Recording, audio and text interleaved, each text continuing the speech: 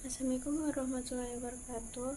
Perkenalkan, nama saya Alvina Damayanti, NPM 2341 kelas akuntansi 23A. Di sini saya akan menjelaskan tentang e-bisnis. E-bisnis itu merupakan penggunaan teknologi digital, khususnya internet, untuk menjelaskan proses-proses bisnis. Tidak hanya transaksi jual beli seperti yang terjadi dalam e-commerce, tapi juga integrasi sistem informasi internal dan eksklusif dalam mendukung operasional dan pengambilan keputusan. Dan di sini ada beberapa model integrasi dalam e-bisnis. Yang pertama yaitu business to business. B2B yaitu transaksi antara dua perusahaan, dan yang kedua yaitu business to customer. B2C yaitu perusahaan langsung menjual ke pelanggan, dan yang ketiga yaitu customer to customer.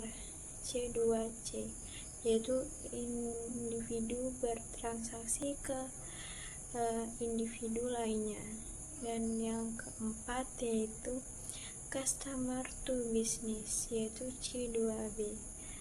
Pelanggan menawarkan jasa kepada perusahaan.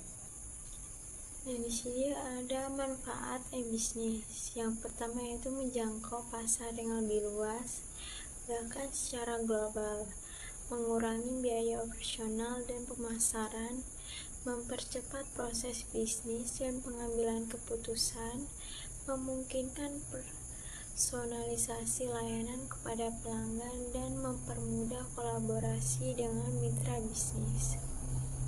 Dan di sini ada tantangan dan risikonya, yaitu keamanan data dan risiko serangan siber, kompleksitas sistem TI yang memerlukan pemeliharaan dan pengembangan, kesenjangan digital terutama di wilayah yang minim infrastruktur, dan kepatuhan hukum seperti regulasi perlindungan data dan pajak digital.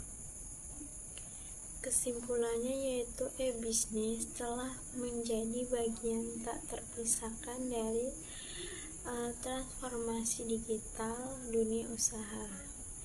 Dengan memanfaatkan teknologi secara tepat, perusahaan dapat menciptakan nilai lebih bagi pelanggan dan meningkatkan efisiensi dan bersaing secara global.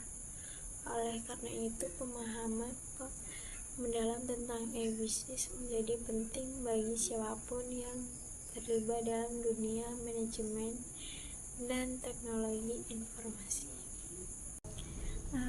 Jadi e-bisnis itu telah mengubah cara bisnis berjalan, termasuk dalam dunia akuntansi. Nah, dengan memanfaatkan teknologi, sistem informasi akuntansi itu menjadi lebih cepat, akurat, efisien, dan responsif terhadap kebutuhan bisnis modern. Namun perlu kita ingat bahwa penggunaan teknologi juga harus diimbangi dengan persiapan sumber daya manusia dan perlindungan keamanan data. Jadi di era digital ini akuntansi tidak hanya soal menghitung angka, tapi juga soal bagaimana memanfaatkan teknologi untuk menghasilkan informasi yang tepat dan cepat dan terpercaya.